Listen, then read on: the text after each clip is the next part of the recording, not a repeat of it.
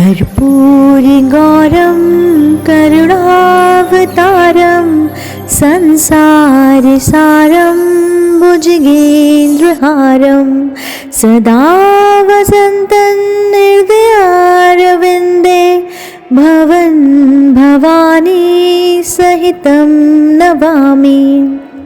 नमस्कार दोस्तों, स्वागत है आपका अपने ही चैनल दीवा एक शक्ति में।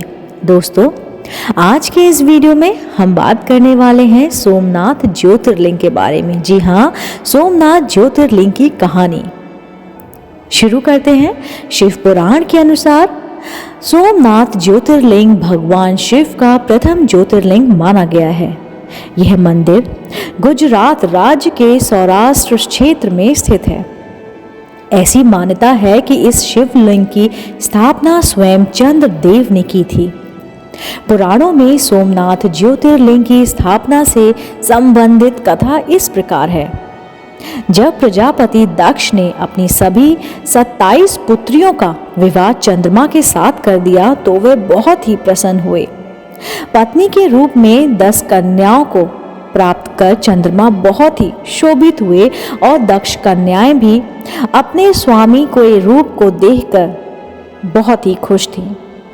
चंद्रमा की उस 27 पत्नियों में रोहिणी उन्हें सबसे ज्यादा प्रिय थी, जिसको वे विशेष आदर तथा प्रेम करते थे। उनका इतना प्रेम अन्य पत्नियों से नहीं था। चंद्रमा की अपनी तरफ उदासीनता और उपेक्षा का देखकर रोहिणी के अलावा बाकी 10 पुत्रियां बहुत ही दुखी रहती थीं। वे सभी अपने पिता दक्ष की शरण में गईं और उसने अपने कष्टों का वर्णन किया। अपनी पुत्रियों की व्यथा और चंद्रमा के दुर्व्यवहार को सुन दक्ष भी बहुत ही दुखी हुए। उन्होंने चंद्रमा से भेंट की और शांति पूर्वक कहा, कलानिधे, तुमने निर्बल व पवित्र कुल में जन्म लिया है, फिर भी तुम अपनी पत्नियों के साथ भेदभावपूर्ण व्यवहार करते हो। तुम्हारे आश्रय में रहने वाली जितनी भी स्त्रियां हैं, उनके प्रति तुम्हारे मन में प्रेम कम और अधिक ऐसा सौतेला व्यवहार क्यों करते हो? तुम किसी को अधिक प्यार करते हो और किसी को कम प्यार देते हो। ऐसा क्यों करते हो तुम? अब तक जो व्यवहार किया है वह ठीक नहीं है, फिर अब आगे ऐसा दुर्व्यवहार तुम्हें नहीं करना चाहिए।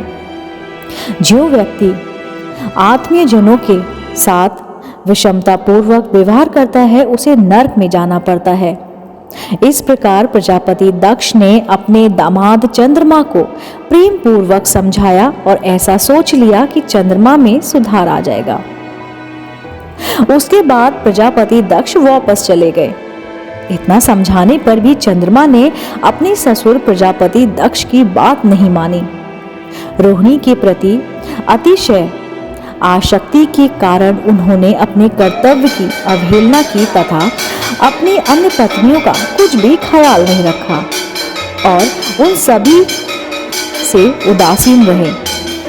दोबारा समाचार प्राप्त कर प्रजापति दक्ष बड़े ही दुखी हुए। वह पुनः चंद्रमा के पास आकर उन्हें उत्तम नीति के द्वारा समझाने लगे। दक्ष ने चंद्रमा से न्यायोचित वर्ताव करने का प्रार्थना किया।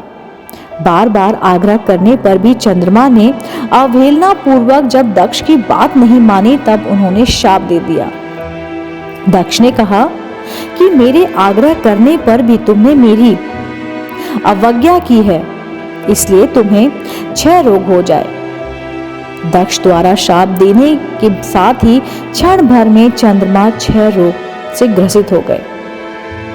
उनके क्षीण होते ही सर्वत्र हाहाकार मच गया। सभी देवगण तथा ऋषिगण भी चिंतित हो गए। परेशान चंद्रमा ने अपनी अस्वस्थता तथा अपने कारणों की सूचना इंद्र आदि देवताओं तथा ऋषियों को दी। उनके बाद ही सहायता के लिए आग्रह किया।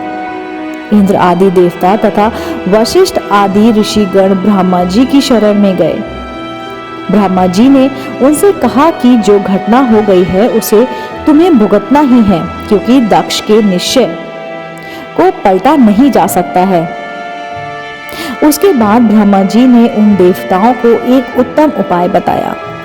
ब्रह्मा जी ने कहा कि चंद्रमा देवताओं के साथ कल्याण कारक शुभ प्रभास क्षेत्र में चले जाएं। वहां वे विधि पूर्वक शुभ मृत्युजय यानी कि मृत्युजय मंत्र का अनुष्ठान करते हुए श्रद्धा पूर्वक भगवान शिव की आराधना करें। इसके अपने उनके सामने बैठकर शिवलिंग की स्थापना करके प्रतिदिन कठिन तपस्या करें। उनकी आराधना और तपस्या से जब भगवान भोलेनाथ प्रसन्न हो जाएंगे तो वे उन्हें क्षय रोग से मुक्त कर देंगे। पितामह ब्रह्मा जी की आज्ञा को स्वीकार कर देवताओं और ऋषियों के संरक्षण में चंद्रमा देवमंडल रहित प्रभास क्षेत्र में पहुंच गए। वहां चंद्रमा ने मृत्युजय भगवान की अर्चना, वंदना और अनुष्ठान प्रारंभ कर दिया।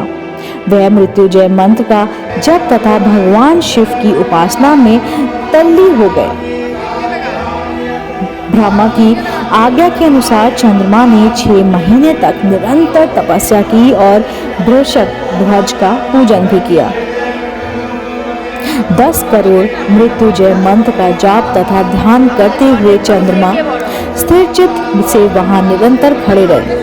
उनकी उत्कट तपस्या से भगवान वत्सल भगवान शंकर प्रसन्न हो गए। उन्होंने चंद्रमा से कहा, चंद्रदेव तुम्हारा कल्याण हो, तुम इसके लिए कठोर तप कर रहे हो। उस अपनी अभिलाषा को मुझे बताओ, मैं तुम्हारी इच्छा के अनुसार तुम्हें उत्तम वर प्रदान करूंगा। चंद्रमा ने प्रार्थना करते हुए विनय पूर्वक कहा, देवेश्वर आप मेरे सब अपराधों को क्षमा करें और मेरे शरीर के इस क्षय रोग को दूर कर दें। भगवान शिव ने कहा, चंद्रदेव तुम्हारी कला प्रतिदिन एक पक्ष में क्षीण हुआ करती, जबकि दूसरे पक्ष में प्रतिदिन वह निरंतर बढ़ती रहेगी। इस प्रकार तुम स्वस्थ और लोग सम्मान के योग्य हो जाओगे। भगवान शिव का कृपा प्रसाद प्राप्त कर चंद्रदेव बहुत ही ज्यादा खुश हुए। उन्होंने भक्ति पूर्वक शंकर की स्तुति की। ऐसी स्थिति में निराकार शिव उनकी दृढ़ भक्ति को देखकर साकार लिंग के रूप में प्रकट हुए और संसार में सोमनाथ ज्योतिर्लिंग के नाम से प्रसिद्ध भी हुए। दोस्तों, मुझे विश्वास है कि आपको सोमनाथ की यानी कि सोमनाथ ज्योतिर्लिंग की ये कहानी बेहद पसंद आई होगी। अगर आपको ये कहानी पसंद आई है तो मेरे चैनल दीवा एक शक्ति को तुरंत लाइक कीजिए, शेयर कीजिए और सब्सक्राइब करना बिल्कुल ना भूलिए और ये बेल आइकन जरूर प्रेस कीजिए, जिससे मेरे द्वारा अपलोड की गई वीडियो आप तक सबसे पहले पहुंचे। उम्मीद करती हूँ आप ये आज की कहानी यानी कि सोमनाथ ज्योतिर्लिंग की कहानी अपने दोस्तों के साथ, अपने परिवार के साथ, अपने दादी नानियों के साथ जरूर शेयर करेंगे। अगर हाँ तो मुझे कमेंट सेक्शन में ज़रूर बताइएगा। आपको मेरा चैनल पसंद है, इसको तुरंत लाइक कीजिए, शेयर कीजिए और सब्सक्राइब कीजिए। मैं आपको मिलती हूँ इसी चैनल पर नई रोचक कहानी और जानकारियों के साथ। तब तक के लिए ओम नमः शिवाय।